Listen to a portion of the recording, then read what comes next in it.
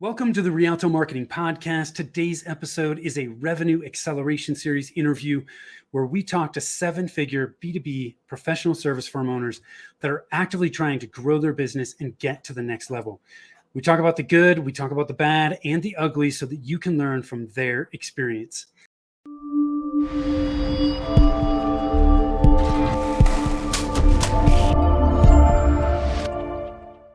Hi, I am Tim Fitzpatrick with Rialto Marketing, where we believe you must remove your revenue roadblocks to accelerate growth, and marketing should not be difficult. Thank you so much for taking the time to tune in. I am really excited to have with me Paul Riedel from River Run. Paul, welcome and thanks for being here. Tim, thank you for having me. I'm excited to learn from you and also to share some of the stories that I've gotten over the years. Yes, well, I am excited to learn from you. I know we talked about a lot in our pre-interview conversation. You got a ton of good stuff to share, so can't wait to dig into that. Before we do, I want to ask you a few rapid fire questions, if that's okay. Of course, I'm ready to go. Let's do it. So, very quickly, what do you do, and how long have you been doing it? What I do is I run a company called River Run. We're a managed services provider, so an IT firm, and we act as the outsourced IT department for small, mid-sized businesses. We also will act as an arm of an IT department for larger companies, and then we provide CIO or strategy planning services for organizations. I know I don't look it, but I've been doing it for 30 plus years. So that's the, so I'm trying to hide that. In those 30 years, what's the most important lesson you've learned? You know, the most important lesson is, I'm going to say it's a two-part, and I hope I can hyphen this for you, Tim, to give it only make it perceive as only one. But it's the first thing is trust your gut. You've got to make sure that you trust your gut. And when I usually found that when I didn't trust my gut and I went against my gut, that my gut was right. And so I had a lot of lessons to learn with regards to that. And then the other part about trusting your gut is, empower your people. And then it's the old empower your people and get out of their way. That's the big thing that we want to make sure we're doing for us. So it's trust your gut - empower your people. I love it. And in those 30 years, been ups, been downs, do you have any kind of mantra or motivational thing you tell yourself, share with your team to kind of push through those tough times? Yeah, the biggest thing is talking about mistakes. And when we figure out, well, how do you get through tough times? You've got to make sure that mistakes are okay. They're perceived as okay. And what I tell our team is mistakes are okay. We want to make sure that we don't hide from them, or we don't hide the mistakes. We want to make sure that we learn from the mistakes and share the mistakes with others so that we can figure out how not to make those same mistakes. And then the third piece that we've got is not to make them too expensive. So we work to keep the mistakes, the cost of the mistakes down. But it's the big thing is just to empower our people to say, let's make mistakes. Go ahead, give it a go. And if you make the mistake, identify it quick. Let's turn around. Let's try something else. Let's keep moving forward. And trust me, I've made a couple mistakes over the last 30 years. Hey, we all have. And I think I'm sure that your people really appreciate that. And frankly, it probably empowers them and allows them to take actions that they might otherwise feel scared to take that could really benefit the company, because a lot of people, they don't want to get in trouble, right? But when you say to them, hey, look, mistakes are okay. Just own it. Let's learn from it. Let's share it so we can all collectively learn from it and just move forward. Right. So I love that. One of the big things too is helping people push past the fear of doing that, Tim, because we do at the end of projects, we do what we call a debrief, and we talk about what was good, and what needs attention. And when we first started doing that, the feedback that we got after of people that participated, oh boy, it's just a witch hunt and that's it. And we as the leaders made sure we're modifying the way we ask the questions, but we also, said, hey, you know what, toughen up a little bit. we're here to learn. Nobody's getting thrown in front of the Right. proverbial bus. It's all, let's figure this out, and let's come to this meeting and say what you did great and what you didn't do well. And so now it's just so funny because we've been doing this for a couple of years, and it took about 6 months, I said, to get the cadence down. And now people come in and go, yeah, I made a mistake. Here's what I did. Here's how I fixed it. Here's how I'm going to make sure that we don't do this again. And so it's just really, it's cool. It's cool to see the changes and the people embracing it. I love that you do debriefs. I do the same thing. I call them project downloads, debriefs. I've heard people call them postmortems. I don't really like that name. Right on. But it's such a great way to learn and make adjustments and course corrections so that your processes and your systems just continue to get better and better and better. Right. So I love that. One of the things that we talked about in the pre-interview, you have shifted course multiple times. You've made some tough transitions. You've asked yourself those questions like, hey, should we still be doing this? Can you give us just kind of a quick overview of some of those transitions and what you've learned from them? Sure. Some of the transitions that we did, one of the big transitions that we did was moving from an organization that did everything under the sun. If it was related to IT, we did programming, we built machines, we installed machines, we did cabling, we did everything under the sun. And it was okay back 30, 25, 20 years ago to do a lot of those types of things. But what we found is that we did is we looked and said, what could we be great at? And what are we providing great service to our clients? And then what should we be carving out and saying, hey, who else is great at this? So let's take the example of cabling and wiring. We really evaluated that and said, well, we've got revenue that comes in with that. That's a good part of our business, but it's not something that I can look and say, boy, we're great at that, because there's other companies that can do it even better. And so what we did is form strong partnerships with regards to that, to get people to bring a better service value to our clients. And again, a lot of that is brought in by, they still go in under River Run, but it's designed, or it's a company that does that work for us, for our company. So again, it's determining what type of services. We've done some big transitioning with our leadership team. We had a very large leadership team. At one point, we had 43 people in the company, and we had a leadership team of 9 people. Well, that's kind of a goofy odd if you start numbers, if you start looking at that. And so what we did is we actually had to figure out, well, okay, how do we break this apart, and who should be on the leadership team and what roles should they have? And so we looked at what was crossover roles, and where did people, where was somebody who's in that leadership team actually reported to somebody else that was in this leadership meeting as well. And so we followed or did a book called Traction, and we followed their methodology. And so that helped us hone in on, going from that 12 down to, well, here's the 5 leaders, and breaking it into the distinct areas of the business so that there wasn't overlap, and that you had leaders in the meeting that the only people who they're reporting to was to, me as the CEO of the company. And so we found that really helped us, honed in and strategize, or hone in on being more effective and being, getting things taken care of quickly and as we move through. So those are some of the big things. Yeah, I love the fact that you, with the services that you guys were offering, ask yourself that question, like, what are we great at, right? Or what can we be great at?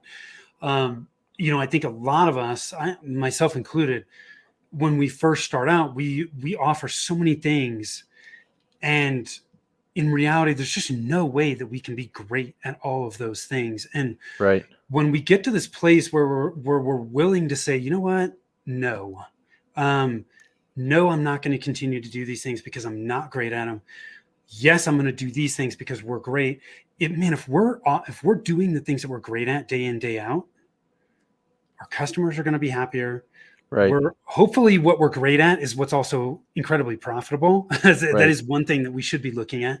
Yep. We're going to be more profitable. Clients are going to be happy. They're going to want to refer us. There's so many good things that can come from really narrowing in on the services and saying no to the things that aren't a good fit.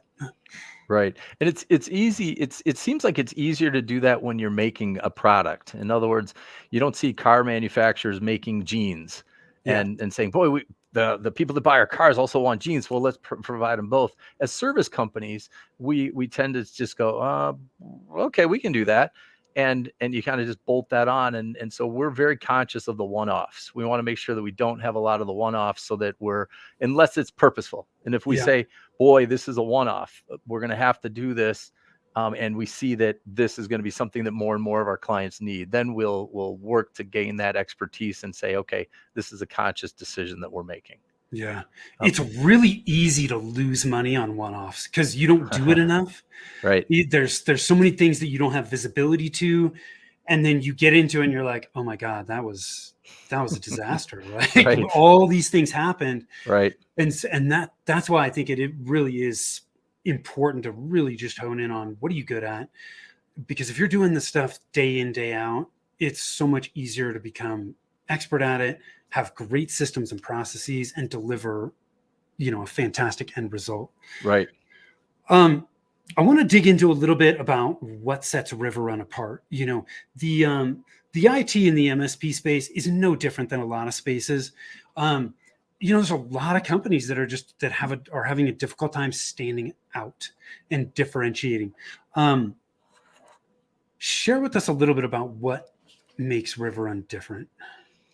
Yeah, one of the big differences that Riverrun has is that we've got a what we call a team model with regards to the approach of how we service our clients. Riverrun, we're a 73 people sized firm, and as we grew, we realized that when we got to a certain size that we didn't have that personalized touch with the client, and so that affected our ability to really build rapport with the client. And so when we think about technology, one of the things that we do is we train our people on this is we think about technology. We're not taking care of a technical issue. We're taking care of another human being on top of or on the other side of that technical issue.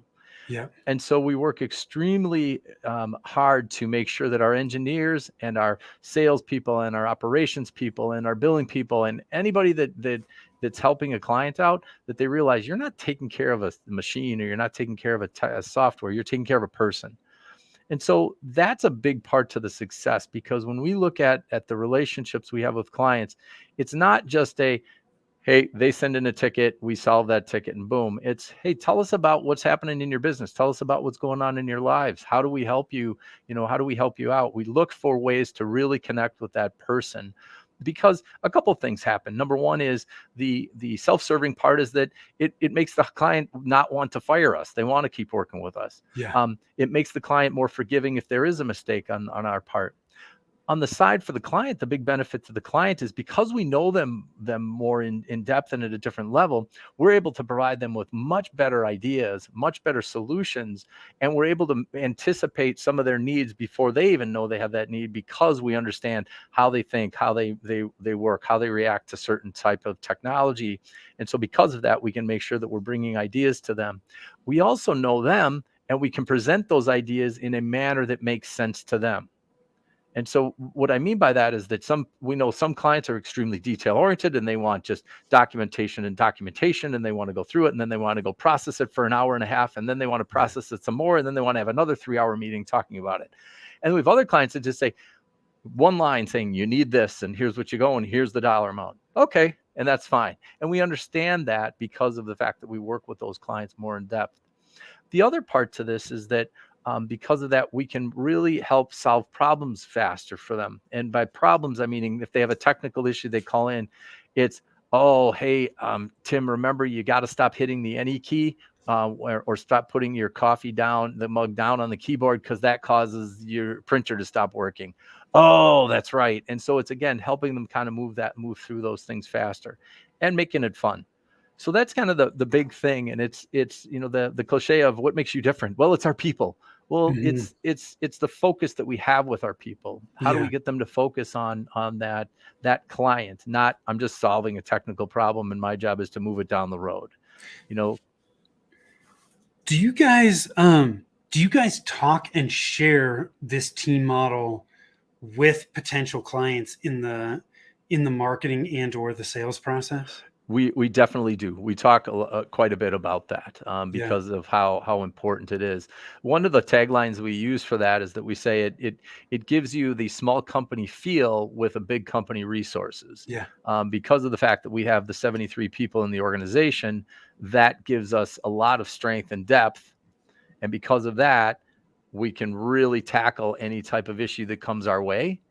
Um, but with the small teams, it Yeah. allows us to build that rapport with a client and have them feel like, oh, it's not it's not employee number 73 taking care of me, it's Paul. Yeah. Yeah. I'm not just another number in Correct. this huge ecosystem.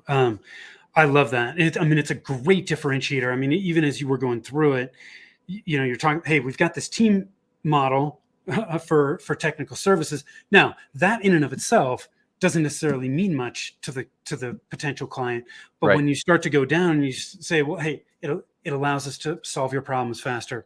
It allows us to give you kind of a small company feel within a larger organization that has the resources to actually serve you at the highest level. Perfect. um, right? So you're just, hey, this is a differentiator. Here's what it means for you. 1, 2, 3, right? And you're hitting on it in the sales process, letting them know, and you stand out, right? Because it's like the minute they're talking to somebody else, they're like, oh man, they're kind of a small company. Are they really going to have the resources to hit us? Or Right. if they're talking to a larger company, they're like, gosh, we're going to be just another number. But at Right. River Run, man, we get the best of both worlds. Yep. Perfect. So yeah, I love that. You should be in marketing, Tim. Yeah, exactly. uh, so let's talk about marketing a little bit. Consistency with marketing is one of the things that you mentioned is a challenge. And by the way, this is a common challenge that a lot of people deal with. Why do you think this has been a challenge for you, and what have you done to try to solve it? Yeah, that's a really good question, Tim, and it's something that we do ask regularly. The One of the reasons I believe that it is a has been a challenge is I guess a lack of focus, and I'll have to take the credit for that, a lack of focus on my part as far as saying, okay, let's the marketing also almost is an afterthought. Well, hey, Yeah, let's go to market, let's go sell, let's go sell, let's go sell. Well, but are we doing the marketing? Are we doing the business development piece? Are we positioning ourselves so that it makes it easier for the sales team when they're out in the streets? There's a lot of gimmicks out there, this gimmick yeah, marketing type stuff, especially in the managed services world that we see. There's certain companies out there that they have just a lot of gimmicks and gimmicky marketing type things.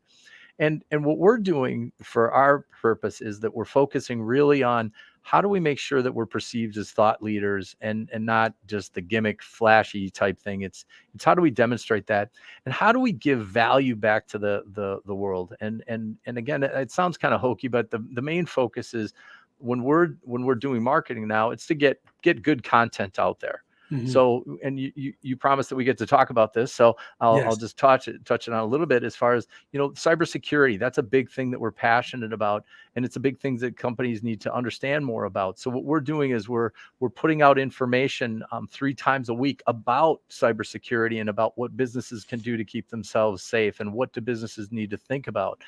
And so that we're finding that that's helping just get the attention, and it's also helping with credibility as far as, boy, they're not just out there trying to sell us something, or boy, if you buy IT services, you get a bike. yeah, We're yeah, not doing that. It's actually staying focused on, the what's valuable to clients and helping them realize that.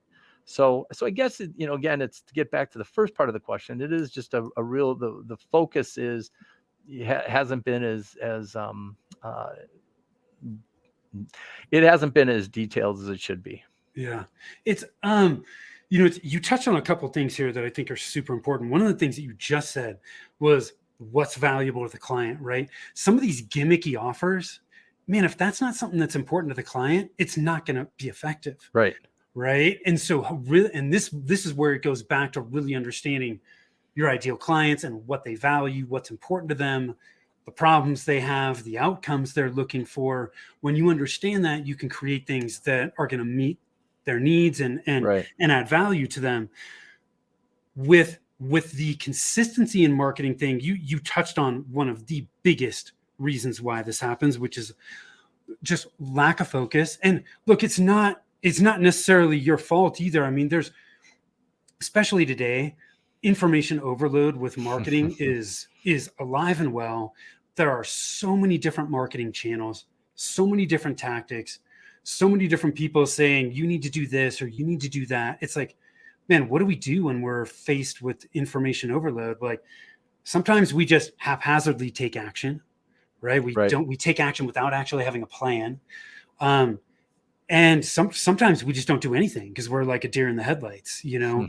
And I think what I have found to be one of the best tools for consistency in marketing is just having a simple plan, right? Yep. And it's so easy to overcomplicate things, especially with marketing. And I'm sure you see this on the IT side. I mean, there's so many different moving parts.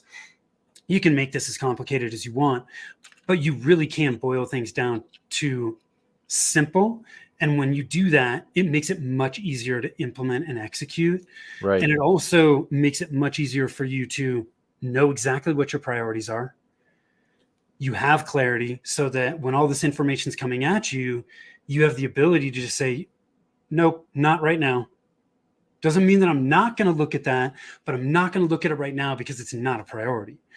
But when we don't know what our priorities are and we're just haphazard about it, that's when I think it's easy to not be consistent. Right.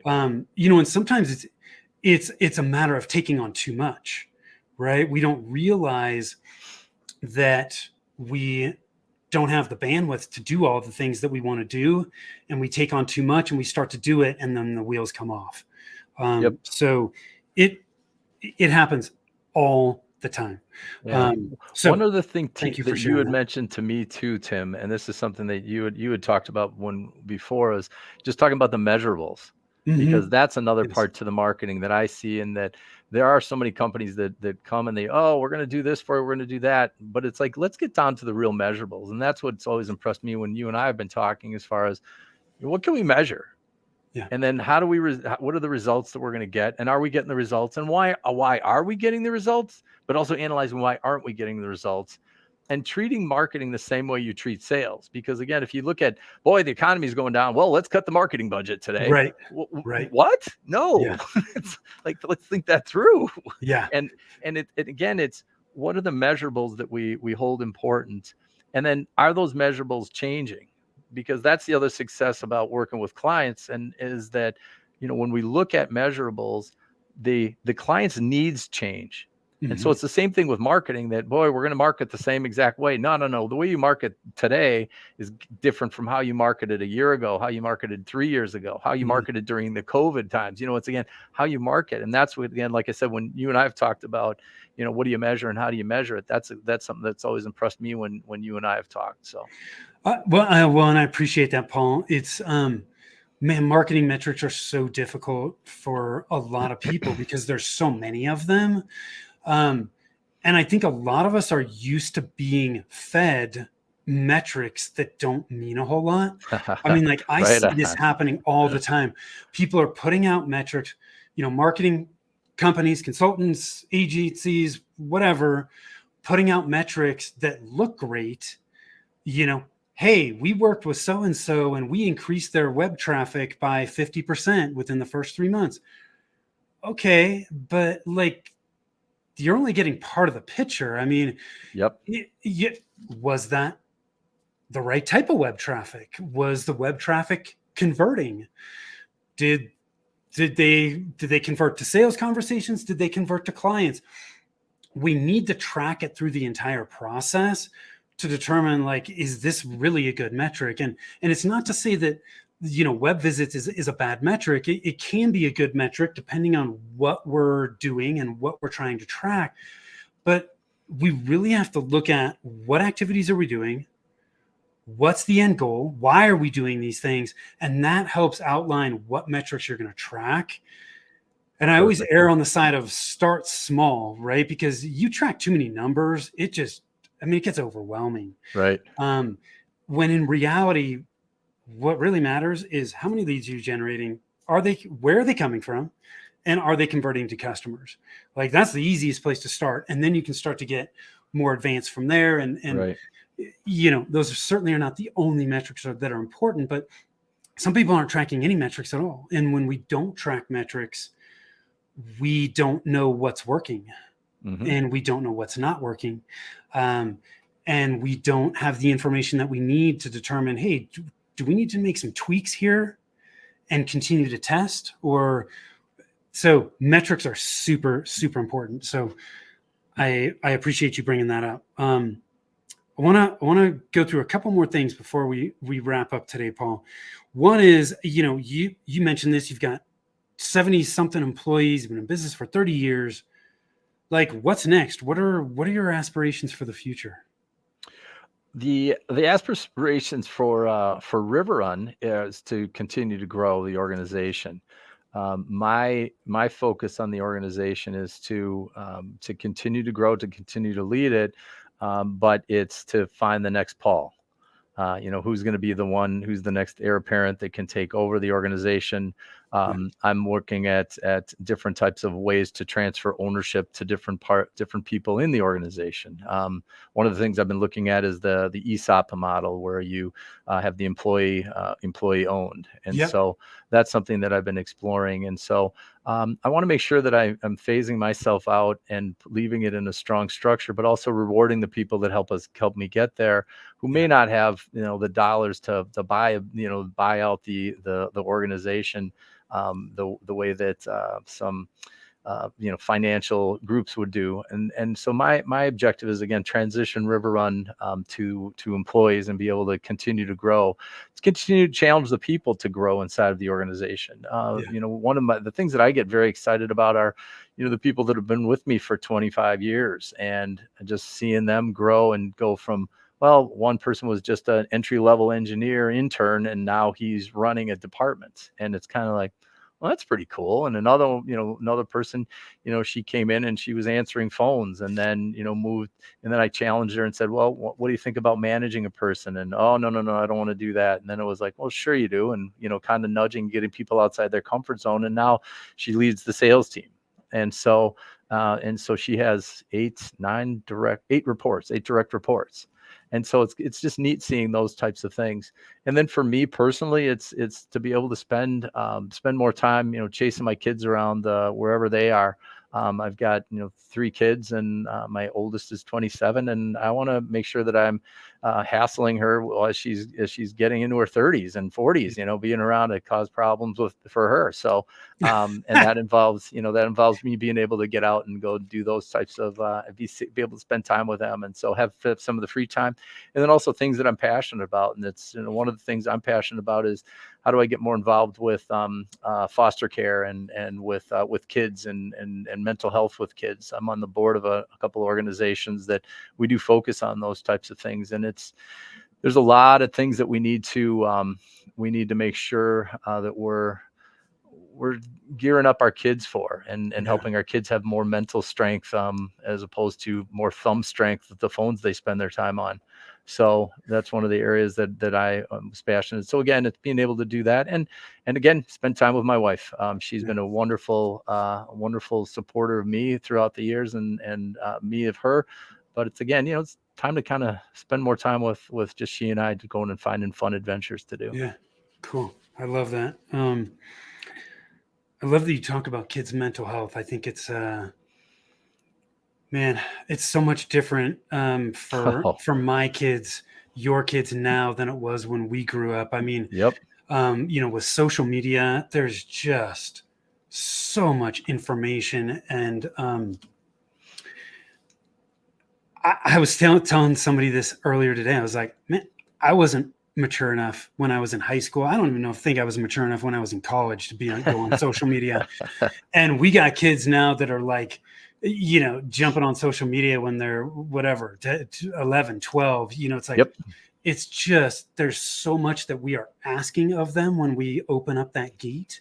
Right. And man, if you don't have a strong head on your shoulders, it's a highlight reel. It is a place to go Right. to get bombarded with negative information.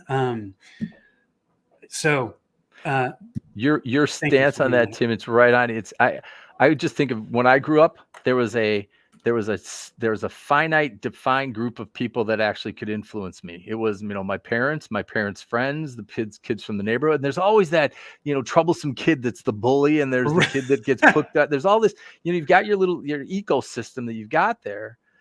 But you learned in that ecosystem, and your parents were able to influence that ecosystem for you. And don't hang out with that kid. That kid's not, that kid's naughty. Don't do Yeah. that. And so they could influence that very directly.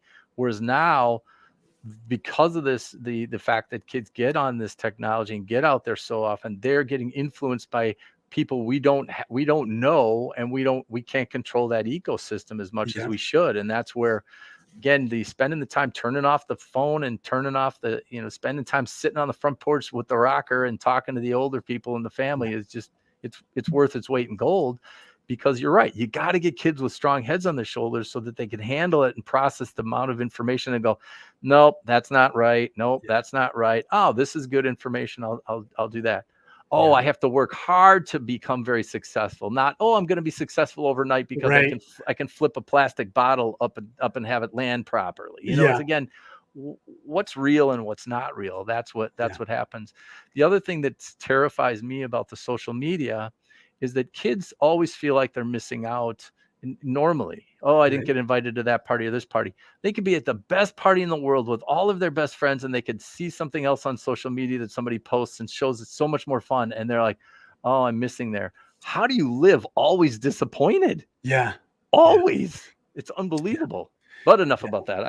I can talk about that forever. So Yeah. So I want to talk about something else that's super important to you, which is cyber. You mentioned that you've been dubbed the cybersecurity evangelist.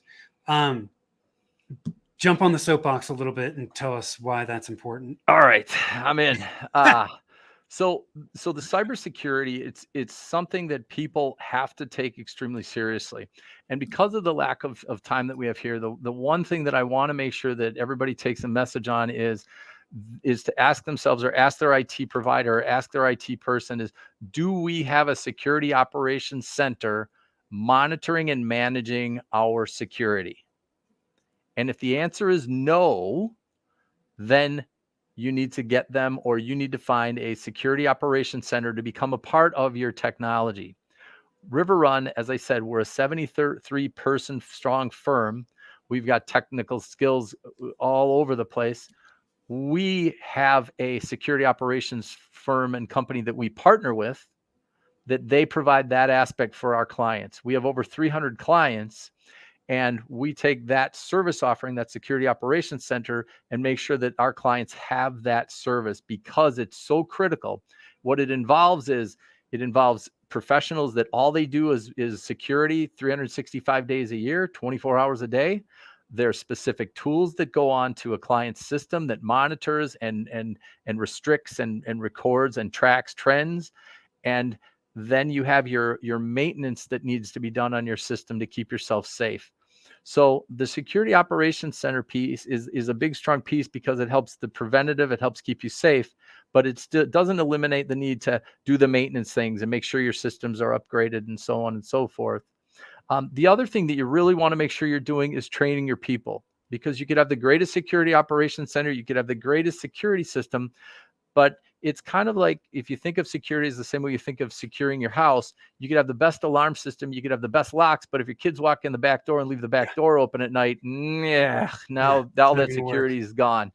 And that's in essence what happens, because there's a lot of people who, they click on the wrong thing, they open the wrong file, they go to the wrong website, and at that point are just leaving the back door open and saying, come on in, bad actor. Yeah. And so it is those things that really make sure that you're educating your people on how do they do safe things, how do they act safely on the network, and then educate yourself about, what else do I need to think about and talk about today, or what do I need to really understand about security? Mhm. We've got, if you want to connect, I do 3 days a week. I send out just bits about cybersecurity because it's so important to just get information out to people just to understand what are the aspects that we need to be thinking about. Yeah. And it's repetition. And this is something you and I joked a little bit about, Tim, is that inside of when you're marketing things and you're selling things, you have to say it, give the message at least 7 times before they realize that you're doing something. And Yeah. so it's the same thing with cybersecurity. We've got to say it 70 times 70 times 70 times 7 because it's so important. When you have a security event, it is a nightmare. It's like coming home at night, knowing that you locked the front door, knowing you left the one light on in the kitchen, but everything else is locked up. And you come home and your front door is wide open, and you see the light on in one of the bedrooms, and you see 2 doors locked, and you see your neighbor's keys disheveled that you have because they're on vacation, and you're wondering, did somebody come in and take those keys and go unlock the neighbor's house? Are they connect? Yeah. Is somebody still in the house? Is somebody stealing something? What do I need to do? It's really important for you to make sure that you don't have that happen to you.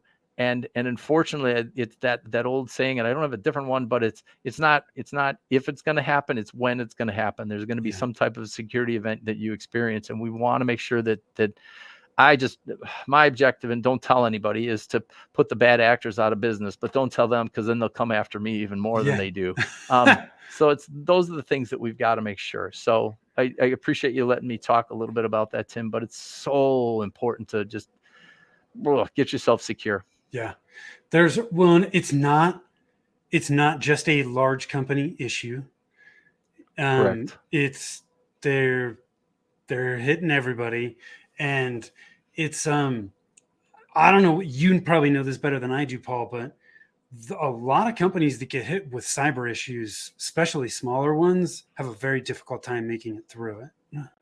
Yeah, If they're not you're prepared. 100% right. If they're not prepared, it's hard to recover, especially if they don't have a solid backup solution that's separate from their network. Yeah. The recovery part, when you look at numbers, and I don't like to throw them out usually, but what the heck, Yeah. we're looking at the average cost of a cyber event that involves ransomware is about $723,000. And that includes the ransom you have to pay. That includes the lawyers you have to involve. That includes the security company that has to clean it up. That includes any types of fees you may have to make. That includes payments you might have to make to your to help your clients recover if you've damaged them and things like that. So that $723,000, that's a lot. And the bad Yeah. actors, they know basically the insurance policies of a lot of companies as they're going and attacking them, and so they know what amount to ask for. It's their business, and Yeah. they take it very seriously, and they just keep looking for loose change and knocking doors down. And so Yeah. that's again where it's important to be secure. Because again, it's like if you picture them just walking down your block and trying the front doors of everybody. Well, the people that didn't lock their door as well or have a latch on a screen door as their own security, they're the ones that the bad actors go into, because in essence, the bad actors are lazy. They want the quickest payback. So they want to get in as quick as they can and get out, and off they go. Thank you for sharing that, because it's a super important message.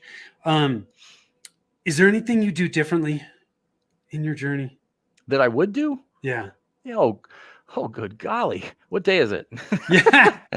What's the first thing that comes to mind? How's that? The first thing that comes to mind, it kind of gets back to the first lesson that we talked about, and it is the trusting your gut. What would I have done differently?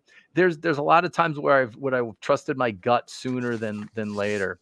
There's a lot of times where I allowed the culture of river run to erode because I didn't have the difficult conversation, and I didn't hold certain people accountable, and so I made a decision to allow the culture of river run to erode at times, because I didn't say, you don't behave this way. Yeah. That's not how you treat your, others. Yep, you may be great at sales, or yep, you may be a great tech, or you may be great at this, but no. This is not how you get to behave inside of river run. And so it kind of gets back to that old, if you allow that behavior to happen, that becomes your culture. Yeah. And so those are the kind of things that I just really take to heart and really think through as I'm making decisions. There's another thing too that I did learn, and that is a phrase that a good friend of mine gave me. He said, as you're looking at situations, because I'm a very inquisitive type of guy, and so I'm always asking questions. And so, but he said, you know what, Paul, you need to ask this question to yourself first. It's, does it need to be said / asked? Does it need to be said by you? Yeah. And does it need to be said or asked now?